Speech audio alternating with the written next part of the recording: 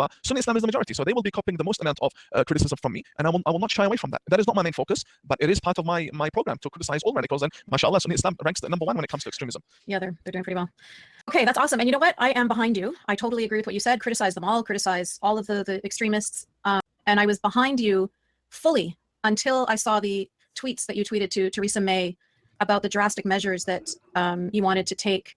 And I'm wondering if those measures, which seemed to me more like a police state, if you're not can you concerned, go through some of those for the people who are not familiar with it? Could you? I'm pulling them out now. Okay, thank you. Yeah, So were you not concerned when you were tweeting those that you would lose supporters like me that are secular liberal individuals? I'll pull out the tweets. Because I think part of secularism is freedom of religion and freedom from religion, of course, right? And I think there's been a huge misunderstanding when it comes to the tweets that I made, and it's very, very sad that, I'm not saying you, but people were saying that Tawhid is calling for a police state. The tweet clearly says we need to crack down on Wahhabism at the end. Right. So if people don't believe Wahhabism is a problem, that's not my problem. We clearly have a problem with Wahhabism, and Wahhabism needs to be stopped. And if you can see, I said Wahhabism there. Sorry, I'm just waiting for it to. Yeah. Clearly said Wahhabism, and then I gave the points, which is ban Islamic preachers coming into the country. And So I'm you mean still Wahhabi speaking Islamic preachers about at this Wahhabism. point? Yes. My camera's going a bit blurry. I'll just wait for it too.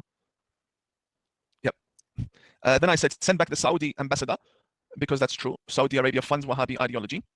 And then I said confiscate and investigate all books within mosques. That is true. The books of Ibn Taymiyyah, Muhammad ibn Abdul Wahhab, the Kitab al-Tawheed, the book of monotheism that focuses on butchering and killing everyone that doesn't believe in his ideology. I agree with you that there is a huge problem with Wahhabi Islam, and that's not a question. My question is, these measures that you want to put into place, don't you think that they contradict secularism? Well, if you're faced with an ideology that wants to come and behead you, and the funny thing is, all of these points that I have mentioned, ban all donation tins, education departments need to have an officer in all schools, install cameras in mosques, checkpoints in front of mosques, freeze bank accounts belonging to radical imams and centers. All of these points are being applied today in Saudi Arabia. All of them. All of these points. They're not a secular state, they're a theocracy. Well, they've understood the danger of Wahhabism. You see, so Hizb ut-Tahrir has banned, Saudi Arabia has banned Hizb ut-Tahrir, but the UK has allowed Hizb ut-Tahrir. Do you see where I'm coming from? Yeah, no, that's definitely a problem. Yeah, so it's okay for Muslim countries to understand the threat of radical Islam and then ban or take serious measures. If we're talking national security, please don't give me the argument of secularism or human rights or police state. It's either they're going to butcher us or we're going to stop them from butchering us. It's one of these two options, because we've seen what ISIS has done in Mosul, and we've seen what it's done to Paris and Europe and Sweden and London, and we've seen what it's done to Australia, and it's not something that's going to stop anytime soon. So it's either we deal with it by putting religion aside and put human rights aside and say, look, we have a big problem. And this is why I support Donald Trump in this, because it's either we have a big problem or we don't. If there's a big difference between a problem and a big problem, it's either we have a problem or we don't. We have a huge problem. I completely agree. Let me finish, Ali, please. So when it comes to Hizb ut-Tahrir, or when it comes to the Muslim Brotherhood, I completely agree with what you're saying. But when you're talking about putting cameras in a mosque, now we're not just talking about people that are part of those organizations. We're just talking about regular Muslim people. I wasn't referring to regular Muslim people. I was speaking about Wahhabism.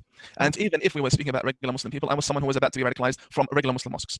So I know exactly. I used to be a preacher in those mosques, so I know exactly what the curriculum is like and what the agendas are like, sister. So when someone like me who used to lead prayers in mosques turns around and says, "Can we please have some cameras here?" I know exactly what's going on. All right, go ahead, Ali. Okay, yeah, no, I just wanted to move it over to Armin. So Armin has a couple of questions that he's going to ask. So we're going one by one.